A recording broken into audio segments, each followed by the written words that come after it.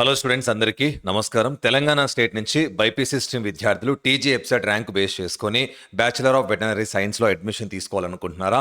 అయితే మీరు online application అయితే సబ్మిట్ చేయాలి. PV Narasimha Rao Telangana veterinary university Rajendra Nagar Hyderabad నుంచి అయితే అండర్ గ్రాడ్యుయేటెడ్ కోర్స్కి సంబంధించి ఆన్లైన్ అప్లికేషన్ అయితే సబ్మిషన్కి అయితే కొన్ని డేట్స్ అయితే ఇచ్చారు. ఆ డేట్స్ గురించి డిస్కస్ చేద్దాం. కంప్లీట్గా ఈ బ్యాచిలర్ ఆఫ్ వెటనరీ సైన్స్కి సంబంధించిన కంప్లీట్ నోటిఫికేషన్ గురించి అయితే మనం మాట్లాడుకుందాం. ఏమేమి డాక్యుమెంట్స్ కావాలి, దాని తర్వాత ఫార్మర్ కోటకు సంబంధించిన ఎన్ఎక్జర్ 1, ఎన్ఎక్జర్ 2, కానీ కొత్తగా annexure 3, 3A, 3B, 3C unreserved కోట 15% కోట గురించి కూడా నేను డీటెయిల్గా మాట్లాడతాను. అండ్ కంప్లీట్ మీరు ఈ నోటిఫికేషన్ గురించి మినిమం మీకు నాలెడ్జ్ కానీ లేకపోతే సీట్ కూడా కోల్పోయే అవకాశాలు చాలా వరకు అయితే ఉంది. రైట్, ప్రస్తుతానికైతే మనం PV Narasimha Rao Telangana veterinary university Rajendra Nagar official government website portal అయితే ఉన్నాం. ఇక్కడ ఇచ్చిన వీళ్ళ సమాచారం ప్రకారంగా చూసుకుంటే మనకి PV Narasimha Rao Telangana veterinary university administrative office Rajendra Nagar Hyderabad under graduated admissions అంటే ఇంటర్మీడియట్ కంప్లీట్ చేసుకొని మీరు ప్రొఫెషనల్ డిగ్రీ కోర్సెస్లోకి అయితే వెళ్ళేదాన్ని అండర్ గ్రాడ్యుయేటెడ్ యూజీ అంటారు. ఓకేనా? అకాడమిక్ ఇయర్ 2026-27 మనం చూసుకుంటే ఇక్కడ స్టేట్ కోట అంటే ఏపీ ఎబ్సెట్ ర్యాంక్ని ఆధారంగా చేసుకొని మీకున్న వేకెన్సీస్ని బట్టి మెరిట్ బట్టి సీట్ అనేది ఫిల్ చేసుకుంటూ వెళ్తారు. దాన్ని టీజీ ఎబ్సెట్ ద్వారా సీట్లు ఫిల్ చేసే విధానాన్ని స్టేట్ కోటా అడ్మిషన్ అంటారు. BVSc and AH bachelor of veterinary science and animal husbandry and bachelor of fishery course under BiPC stream, ఈ 2 కోర్సెస్కి PV Narasimha Rao Telangana veterinary university వాళ్ళు నోటిఫికేషన్ అయితే ఇచ్చారు. ఆన్లైన్ అప్లికేషన్ సబ్మిషన్ అయితే చేయాలి. అండ్ దాని తర్వాత ఈ bachelor of veterinary science animal husbandry course వచ్చేసరికి మనకు మొత్తం 5.5 years అయితే కోర్స్ అయితే ఉంటుంది. 1.5 year ఏమో ఇంటర్న్షిప్ ఉంటుంది. రిమైనింగ్ 4 years ఏమో క్లాసెస్, ప్రాక్టికల్స్, ఎగ్జామ్స్ ఆ విధంగా అయితే ఉంటుంది. సో మనకి TG EAPCET rank state quota ద్వారా మొత్తం 85% సీట్స్ అయితే కేటాయించడం జరిగింది, ఇంక్లూడింగ్ ఆల్ కేటగిరీస్కి. తర్వాత name of the college Telangana state మొత్తంలో PV Narasimha Rao Telangana veterinary university తరపు నుంచి 3 గవర్నమెంట్ కాలేజెస్ అయితే ఉన్నాయి. ఇక్కడ మనకి college of veterinary science Rajendra Nagar Hyderabad, college of veterinary science and Jagtial, college of veterinary science Warangal, ఇలా 3 ప్లేసెస్లో మీకు మొత్తం 185 సీట్స్, ఇందులో ఇంక్లూడింగ్ ఈడబ్ల్యూఎస్ సీట్స్ కూడా కేటాయించి మొత్తం 3 కాలేజీలకి 185 సీట్స్ అయితే ఖాళీగా ఉన్నాయి, ఆల్ కేటగిరీస్. దాని తర్వాత చూసుకుంటే మనకి బ్యాచిలర్ ఆఫ్ ఫిషరీ కోర్స్ గురించి మనం మాట్లాడుకుంటే Indian council of agriculture research తరపు నుంచి ఈ బ్యాచిలర్ ఆఫ్ ఫిషరీ కోర్స్ అయితే ఉంటుంది. ఇది మొత్తం 4 సంవత్సరాల కోర్సు. ఒకే ఒక కాలేజ్ తెలంగాణ స్టేట్ మొత్తంలో ఒకే ఒక కాలేజు, అది college of fishery science Pebbair వనపర్తిలో అయితే ఉంది. టోటల్ నెంబర్ ఆఫ్ సీట్స్ 28 సీట్లు మాత్రమే ఉన్నాయి. దాని తర్వాత ఇంపార్టెంట్ డేట్స్ ఈ వెటనరీ కోర్స్కి అండ్ బ్యాచిలర్ ఆఫ్ ఫిషరీ కోర్స్కి ఇంపార్టెంట్ అంటే online application submission date and last date of submission of the application date గురించి మనం మాట్లాడుకుంటే జూలై 1వ తారీఖు నుంచి అయితే ప్రస్తుతానికి అయితే ఆన్లైన్ అప్లికేషన్ సబ్మిట్ చేయడానికి అయితే టైం అయితే ఇచ్చారు. And last date of submission of application వచ్చేసరికి జూలై 31, 2026 ఈ డేట్స్లో అయితే అప్లికేషన్ ఎవరైతే చేసుకోలేదో తొందరగా అయితే చేసుకోండి. అండ్ ఎలిజిబిలిటీ ఇంటర్మీడియట్ కంప్లీట్ చేసి ఉండాలి. ఇంటర్మీడియట్లో మీకు ఫిజిక్స్, కెమిస్ట్రీ అండ్ బయాలజీ, దాంతోపాటు ఇంగ్లీష్ సబ్జెక్ట్ అయితే ఉండాలి.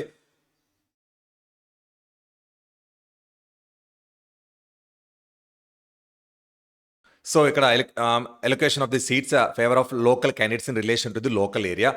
Total seats 85% of the seats are reserved for the local candidates. Telangana స్టేట్లో ఉన్న స్టూడెంట్స్కి 85% అనేది లోకల్ కేటగిరీ కింద 85% సీట్స్ అనేవి వెళ్తుంది. And remaining 15% of state quota అంటే 15% ఆఫ్ సీట్స్ అనేవి అన్రిజర్వ్డ్ కేటగిరీలోకి అయితే వెళ్ళిపోతాయి. ఇది మీరు జాగ్రత్తగా గమనించాలి.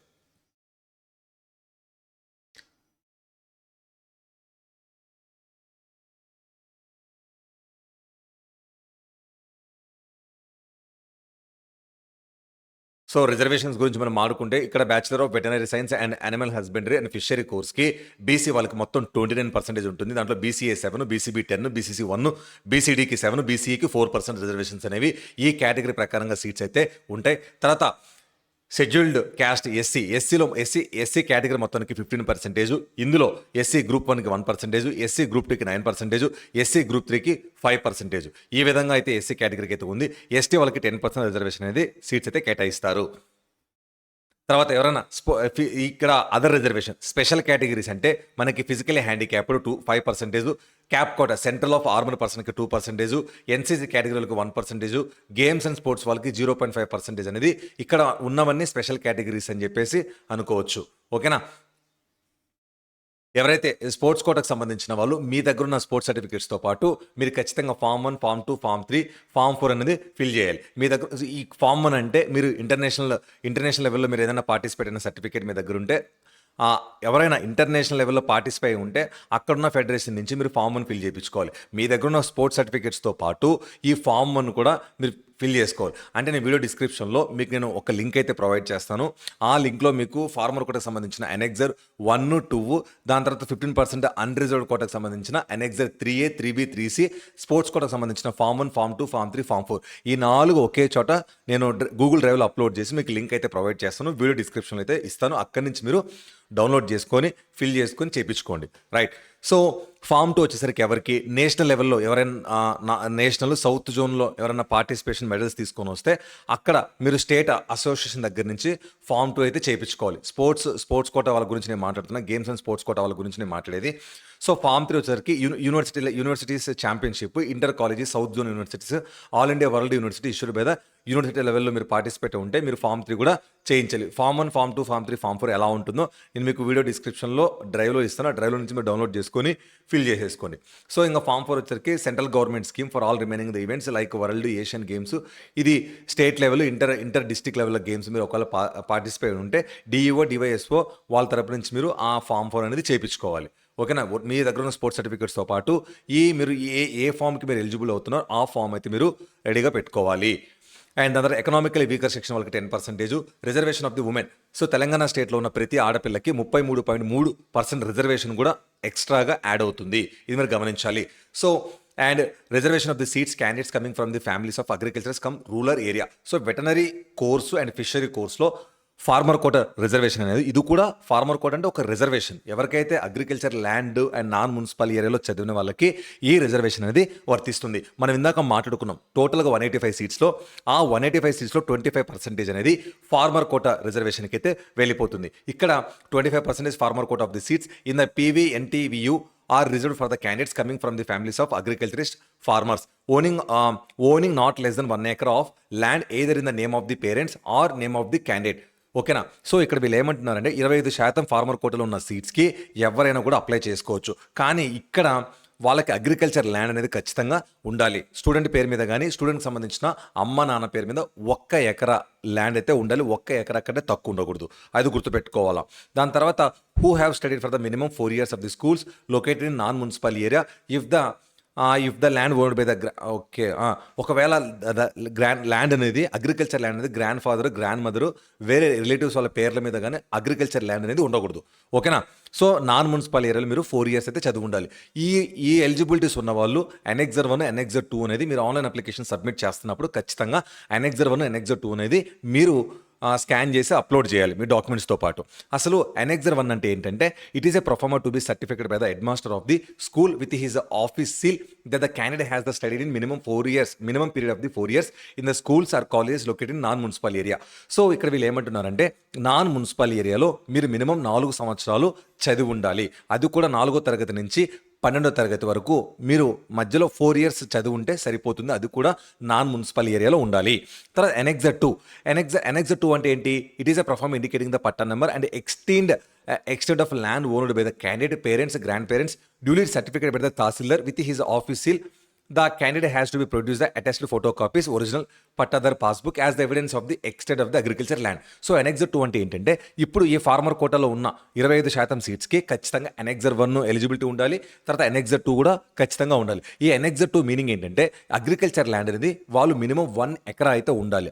ఆ 1 ఎకరా కూడా ఎవరి పేరు మీద ఉంది అనే వెరిఫికేషన్ కోసం ఎనెక్సర్ 2 అనేది మీరు ఆన్లైన్లో అప్లోడ్ చేయాలి. సో ఈ ఎలిజిబిలిటీస్ ఉన్న వాళ్ళు చేయించుకోండి ఎనెక్సర్ 1, 2. ఒకవేళ మీకు ఎలిజిబిలిటీస్ లేకపోతే అవసరం లేదు. మీరు నాన్ మున్సిపల్ ఏరియాలో చదవకపోతే వర్క్ పనిచేయదు. ఒకవేళ మీకు 1 ఎకరా ల్యాండ్ లేకపోయినా కూడా మీకు పనిచేయదు. సో ఖచ్చితంగా ఎనెక్సర్ 1, ఎనెక్సర్ 2 ఉండాలి. అదొకటి ఉండి ఇదొకటి ఉంటే కూడా నాట్ ఎలిజిబుల్. గుర్తుపెట్టుకోండి. సో మీకు ఇక్కడ నేను కొన్ని శాంపిల్స్ అయితే చూపిస్తాను.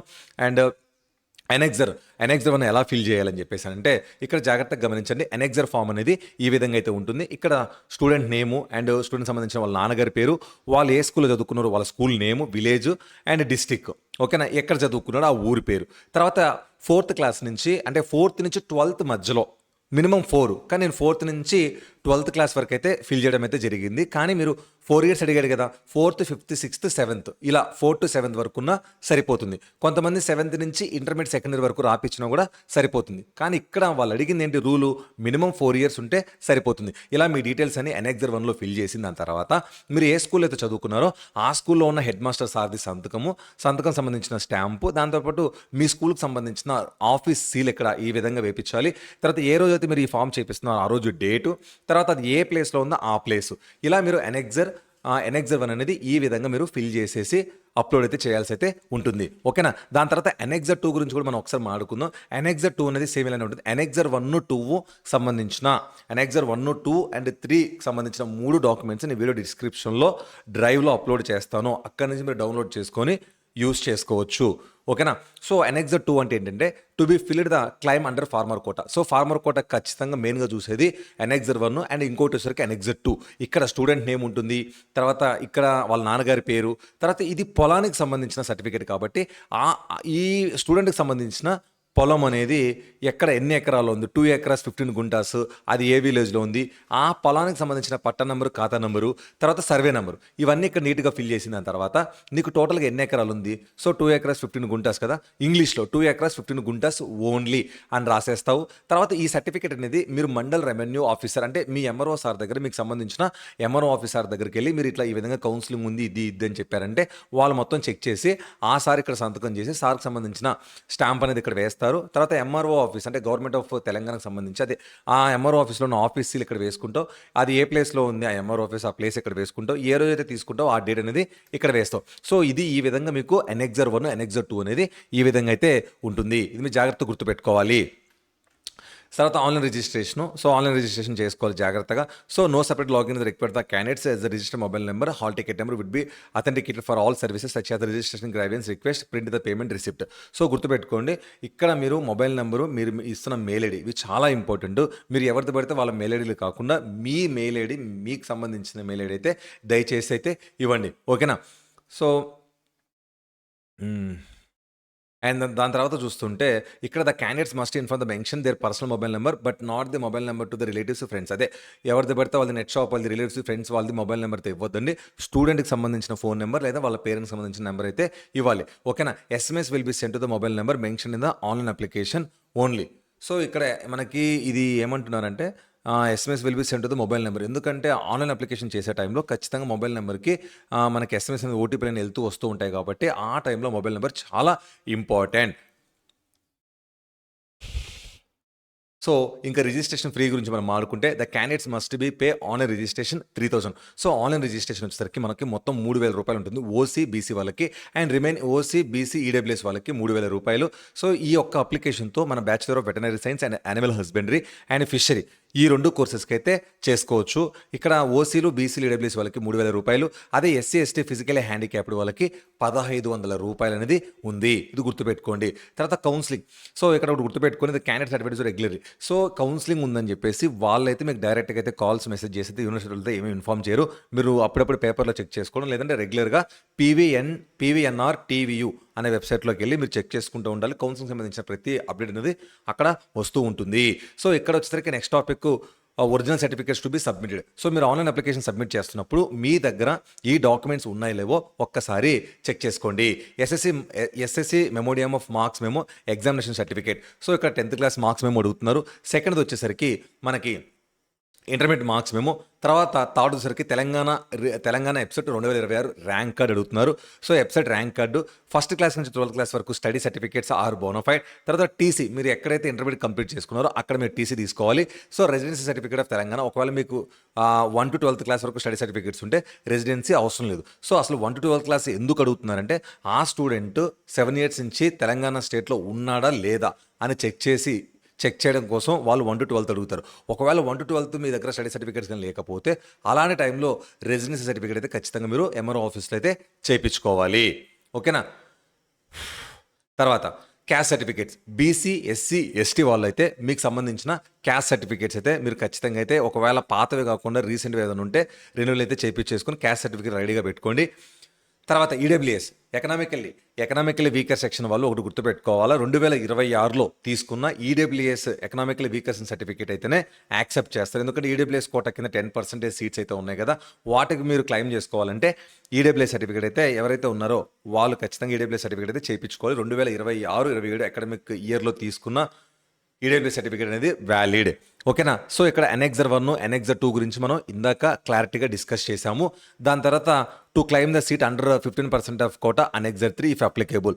సో ఇది చాలామంది డౌట్గా అయితే అడుగుతున్నారు, అండ్ ఒక్కసారి మనం డిస్కస్ చేద్దాం దాని గురించే. ఎన్ఎక్సర్ 3 గురించి ఓకే వచ్చేసాం. సో ఎన్ఎక్సర్ 3 అనేది ఎవరు సబ్మిట్ చేయాలి అండ్ ఎవరు ఫిల్ చేయాలంటే, యాక్చువల్గా మనకి 15% అన్రిజర్వ్డ్ కోట అని మీకు స్టార్టింగ్లో చెప్పాను. దాంట్లో 15% సీట్స్ అయితే ఉన్నాయి. దానికి ఎవరు ఎలిజిబుల్ ఒకసారి చూద్దాం. What is annexure 3? అసలు ఎన్ఎక్సర్ 3 అంటే ఏంటి? మీకు ఆల్రెడీ ఎన్ఎక్సర్ 1 ఎన్ఎక్సర్ 2 గురించి అయితే క్లారిటీగా చెప్పాను. ఎన్ఎక్సర్ 3 గురించి మనం తెలుసుకుందాం. ఎన్ఎక్సర్ 3 అనేది ఏంటంటే 15%లో అన్రిజర్వ్డ్ కోటా కింద సీట్లు పొందాలంటే ఎన్ఎక్సర్ 3లో ఉన్న సంబంధిత సర్టిఫికేట్ అయితే తప్పనిసరిగా సమర్పించాలి. అంటే ఎన్ఎక్సర్ 3లో 15% veterinary seat and fishery seats అయితే ఉంటాయి. వాటికి మనం అప్లై చేసుకోవాలంటే, ఆ సీట్లు మనం పొందాలంటే ఖచ్చితంగా మీరు ఎన్ఎక్సర్ 3లో మొత్తం 3 రకాల సర్టిఫికేట్స్ ఉన్నాయి. వీటిలో ఏదో ఒక సర్టిఫికేట్ అయితే ఖచ్చితంగా మీ దగ్గర ఒకవేళ ఉంటే మీరు అన్రిజర్వ్డ్ కేటగిరీలో 15% ఉన్న సీట్స్కి అయితే ఎలిజిబుల్ అవుతారు. ఇక్కడ మొత్తం 3A 3B 3C అని చెప్పేసి 3 సర్టిఫికేట్లు ఉంటుంది. సో 3A సర్టిఫికేట్ వచ్చేసరికి candidate 10 years residence in certificate. So తను ఏంటంటే ఇక్కడ 3A వచ్చేసరికి ఏంటంటే ఆ క్యాండిడేట్ 10 years నుంచి రెసిడెన్స్ అవుతున్న సర్టిఫికేట్ లాంటిది. ఫర్ ఎగ్జాంపుల్ ఇక్కడ who is the eligible for 15% reservation quota అంటే 15% రిజర్వేషన్ కోటాకి ఎవరు ఎలిజిబిలిటీ అని అంటే, ఇక్కడ తెలంగాణ లోకల్ క్యాండిడేట్స్, కంప్లీట్గా తెలంగాణ లోకల్ క్యాండిడేట్స్ అయితే ఉండాలి. ద క్యాండిడేట్ తెలంగాణలో 10 సంవత్సరాల వరకు నివసించిన వారై ఉండాలి, లేదా క్యాండిడేట్ యొక్క తల్లి తండ్రి తెలంగాణలో 10 సంవత్సరాల నుంచి పనిచేస్తున్న వారైనా ఉండాలి, లేదా క్యాండిడేట్ యొక్క పేరెంట్ తనకు సంబంధించిన పేరెంట్ ఆర్ వైఫ్ సంబంధించిన వాళ్ళు తెలంగాణ స్టేట్ గవర్నమెంట్, సెంట్రల్ గవర్నమెంట్లో వాళ్ళు గవర్నమెంట్ ఆర్గనైజేషన్లో ఉద్యోగం చేస్తున్న వాళ్ళు అయినా కూడా. సో ఇలాగా ఈ టైప్ ఆఫ్ వాళ్ళు ఎవరైనా కానీ ఉంటే వాళ్ళకి మాత్రం ఎలిజిబిలిటీ అయితే వస్తుంది. So annexure 3 certificate for the candidates for 10 years residency, ఎవరైతే 10 years నుంచి ఉంటున్నారో వాళ్ళకు సంబంధించిన సర్టిఫికేట్. ఈ సర్టిఫికేట్స్ క్యాండిడేట్ స్వయంగా తెలంగాణ రాష్ట్రంలో మొత్తం 10 సంవత్సరాలు నివసించి ఉంటే వర్తిస్తుంది. స్టడీ కోసం బయట రాష్ట్రాలకి వెళ్ళినా కూడా కాలాన్ని లెక్కలోకి తీసుకోరు. సో ఒక స్టూడెంట్ 10 years నుంచి కంటిన్యూగా చదువుకుంటూ ఉన్నారనుకోండి, ఆ స్టేట్లో ఆ సర్టిఫికేట్ని రెవెన్యూ డిపార్ట్మెంట్ వాళ్ళు జారీ చేస్తారు. ఓకేనా. ఎన్ఎక్సర్ 3 అనేది రెవెన్యూ డిపార్ట్మెంట్లో తీసుకోవాలి. హూ కెన్ అప్లై, ఎవరికి వర్తిస్తుంది? హూ కెన్ అప్లై ఎవరికి వర్తిస్తుంది ఈ ఎన్ఎక్సర్ 3 అనేది? సో ఒక స్టూడెంట్ అతను తెలంగాణ స్టేట్లో 10 years నివసించి అయితే ఉండాలి. క్యాండిడేట్ రెసిడెన్సీ ఆధారంగా ఈ సర్టిఫికేట్ ఇస్తారు. రెసిడెన్సీ అంటే తను ఎక్కడ సర్వే అవుతున్నాడు, ఎన్ని సంవత్సరాల నుంచి ఆ పర్టికులర్ ప్లేస్లో ఉన్నాడు అని గుర్తించి ఇచ్చేదే residency certificate. So revenue department certificate తప్పనిసరి. ఇది మనకి ఎంఆర్ఓ ఆఫీస్లోనే ఇస్తారు ఎన్ఎక్సర్ 3Aని. సో దాని తర్వాత నెక్స్ట్ మనం మాట్లాడుకుంటే ఎన్ఎక్సర్ 3A సర్టిఫికేట్ ఎలా ఉంటుందంటే, సో ఈ విధంగా అయితే మీరు ఎన్ఎక్సర్ స్టూడెంట్ నేము, వాళ్ళ నాన్నగారి పేరు, తర్వాత వచ్చేసరికి ఇక్కడ వాళ్ళ విలేజ్, వాళ్ళ డిస్టిక్, వీళ్ళు 10 years నుంచి ఉంటున్నారు కాబట్టి ఆ 10 years ఎప్పటి నుంచి ఉంటున్నారో ఆ ఇయర్, ఇంకా తర్వాత 10 years వరకు వేసుకున్న డేట్, ఇవన్నీ ప్లేస్ వేసుకొని ఇవన్నీ ఇక్కడ సంబంధించిన రెవెన్యూ డిపార్ట్మెంట్ సంబంధించిన సిగ్నేచర్ అథారిటీ అనే తహసీల్దార్ ఆఫీస్లో ఉంటారు కదా, అక్కడ సంతకం, ఆ ఆఫీస్ సంబంధించిన రౌండ్ సీలు. సో ఆ డేట్, ఆ రోజు సంబంధించిన డేట్, ఆ రోజు సంబంధించిన ప్లేస్, ఇవి వేసేసి ఎన్ఎక్సర్ 3 అనేది సబ్మిట్ చేస్తారు. తర్వాత ఎన్ఎక్సర్ 3B. సో ఇక్కడ ఎన్ఎక్సర్ 3B గురించి కూడా మీరు తెలుసుకోవాలి. Certificate for the parents 10 years residence. So student సంబంధించిన పేరెంట్స్ 10 years కంటిన్యూగా తెలంగాణ స్టేట్లో ఉన్నట్లయితే వాళ్ళు ఎన్ఎక్సర్ 3B అనేది సబ్మిట్ చేయాలి. ఇక్కడ if the candidate has not be completed 10 years of residence in Telangana, but అంటే స్టూడెంట్ 10 years నుంచి తెలంగాణలో లేకున్నా కూడా కానీ వాళ్ళ ఫాదర్ కానీ మదర్ కానీ రెసిడెన్స్ ఇన్ తెలంగాణ అయితే టోటల్ పీరియడ్ 10 years, అంటే ఒక 10 yearsలో ఎవరైతే 10 years లోపు వాళ్ళు అక్కడైతే ఉంటారో వాళ్ళకి ఇక్కడ ఏమంటున్నారు, ఫాదర్ కానీ మదర్ కానీ తెలంగాణలో టోటల్ 10 years వరకు పనిచేసిన వాళ్ళకైతే స్టూడెంట్కి అయితే ఎన్ఎక్సర్ 3B అవసరమైతే ఏముండదు. ఓకేనా. The candidate can claim the eligibility under this category. అలాంటప్పుడు స్టూడెంట్ అయితే 10 years నుంచి ఉండడు, స్టూడెంట్ చదువుకోవడానికి బయటికి వెళ్ళి ఉంటాడు, కానీ వాళ్ళ ఫాదర్ మదర్ కానీ 10 years నుంచి ఒకే చోట ఉన్నట్టయితే వాళ్ళకి ఎన్ఎక్సర్ B అనేది వర్తిస్తుంది. సో ఇక్కడ క్యాండిడేట్కి 10 సంవత్సరాల రెసిడెన్సీ లేకపోయినా తండ్రి తల్లి తెలంగాణ మొత్తంలో 10 సంవత్సరాలు నివసించి ఉంటే ఈ కేటగిరీ కిందకి ఎలిజిబుల్ అవుతారు. సో హూ కెన్ అప్లై ఎవరికి వర్తిస్తుంది? ఫాదర్ తెలంగాణలో 10 ఇయర్స్ ఓకే ఎలిజిబుల్, మదర్ తెలంగాణలో 10 ఇయర్స్ ఓకే. ఈ రెండిట్లో ఏదైనా ఒకటి ఉంటే సరిపోతుంది. సో దీనికి కావాల్సిన డాక్యుమెంట్స్ ఎన్ఎక్జెడ్ 3B అనేది మీకు నేను ఇస్తాను. సో మీరు అక్కడి నుంచి గూగుల్ డ్రైవ్లో అప్లోడ్ చేసి వీడియో డిస్క్రిప్షన్ ఇస్తాను. మీరు అక్కడి నుంచి ఇది ప్రింట్ తీసుకొని ఈ విధంగా, ఇది శాంపిల్ అండి. సో ఎన్ఎక్జెడ్ 3 అనేది ఈ విధంగా శాంపిల్ ఉంటుంది. ఇక్కడ వచ్చేసరికి వాళ్ళ ఫాదర్ నేము, తర్వాత వాళ్ళ సంబంధించిన స్టూడెంట్ నేము, తర్వాత జోగులాంబ గద్వాల, తర్వాత గద్వాల్ డిస్టిక్. దాని తర్వాత ఇది ఎక్కడ ఈ 10 ఇయర్స్ అంటే 2024 నాటికి అప్రాక్సిమేట్లీ 2013 నుంచి 2023 వరకు చూసుకుంటే నియర్లీ ఒక 10 ఇయర్స్ అయితే వస్తుంది. సో ఇది ఈ విధంగా ఎన్ఎక్జెడ్ 3B అనేది మీరు ఈ విధంగా అయితే ఫిల్ చేయించాలి. ఇది కూడా మనకి ఎంఆర్ఓ ఆఫీస్లోనే ఇస్తారు. దానికి సంబంధించిన రౌండ్ సీల్, అది ఏ రోజు తీసుకుంటున్నాం ఆ రోజు సంబంధించిన స్టాంపు. ఎన్ఎక్జెడ్ 3. సో ఎన్ఎక్జెడ్ 3C అని అంటే the certificate of the parent spouse government employee. అక్కడ దీని మీనింగ్ ఏంటంటే the certificate is applicable if the parent is the spouse are candidates presently employed in Telangana.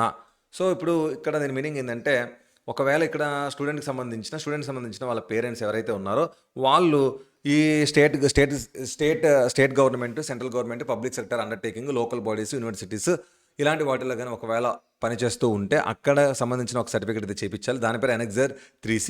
So ఇక్కడ తెలంగాణ రాష్ట్ర మొత్తంలో గవర్నమెంట్ ఉద్యోగం చేస్తూ ఉంటే ఈ కేటగిరీకి వచ్చేస్తారు. ఎలిజిబిలిటీ డిపార్ట్మెంట్స్ గవర్నమెంట్ జాబ్స్, తర్వాత సెంట్రల్ జాబ్స్, తర్వాత quasi government jobs. Who can apply? అసలు ఎవరు అప్లై చేయాలి? Father government employee, mother government employee, husband government employee. So తర్వాత వైఫ్ వచ్చేసరికి కూడా గవర్నమెంట్ ఎంప్లాయీ. ఇలాంటి సిచ్యువేషన్లో మనం అప్లై చేసుకోవచ్చు. సో నెక్స్ట్ వచ్చేసరికి ఎన్ఎక్జెడ్ 3C అంటారు దీన్ని. ఎన్ఎక్జెడ్ 3C వచ్చేసరికి ఇది వచ్చేసరికి మనకి సింపుల్గా చెప్పాలంటే 15% అన్రిజర్వ్డ్ కోటా క్లెయిమ్ చేసే విద్యార్థులు మాత్రమే ఎన్ఎక్జెడ్ 3 అనేది సమర్పించాలి. ఈ కోటాలో క్లెయిమ్ చేయని వారికి ఎన్ఎక్జెడ్ 3 అనేది సమర్పించిన అవసరం లేదు. ఓకేనా? సో మనకి 15% అన్రిజర్వ్డ్ కేటగిరీ కోటాలో ఉన్న సీట్స్ని క్లెయిమ్ చేసుకుంటే మనకి ఎన్ఎక్జెడ్ 3 అనేది సమర్పించాలి. ఓకేనా? ఫైనల్ సమ్మరీ చూసుకుంటే 3A the candidate resident to be 10 years, 3B వచ్చేసరికి printed residency for 10 years, 3C వచ్చేసరికి పేరెంట్స్ స్పౌస్ గవర్నమెంట్ ఎంప్లాయీస్. అంటే ఈ విధంగా ఎలిజిబిలిటీస్ ఉంటే మీరు ఆ ఫామ్స్ అయితే చేయించాలి. ఓకేనా? సో ఇది మనకి 3C. తర్వాత ఎన్ఎక్జెడ్ 3B, ఎన్ఎక్జెడ్ 3B. ఇలా మొత్తానికైతే మీరు అన్రిజర్వ్డ్ కేటగిరీ ఉన్న 15% కోటాకి అయితే మీరు ఎలిజిబిలిటీ అవ్వాలంటే ఇవైతే చేయించుకున్నాం. ఒకవేళ మీకు ఎలిజిబిలిటీ లేకపోతే అవసరం లేదు.